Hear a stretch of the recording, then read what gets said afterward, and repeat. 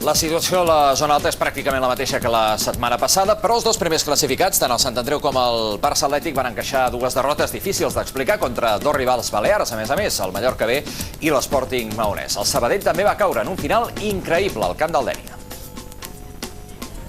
Les tres derrotes catalanes a domicili que us explicarem ara van començar dissabte amb les dels dos primers classificats. El Sant Andreu es va deixar remuntar un 0-2 al camp del Mallorca B. Rueda va fer el primer gol a la sortida d'un corna. El segon de l'Uso va ser semblant, però malauradament IB3 no el van registrar. En canvi, la càmera balear sí que va gravar els tres gols locals. Abans del descans, Pina empatava de cap per al filial Vermellón. En la segona meitat, els joves mallorquins van completar la gesta. Al minut 15, bona jugada de Sergi i xut ras de Pereira, 2-2. A les acaballes, Martí bombejaria una falta que Nacho convertiria en el 3-2 definitiu.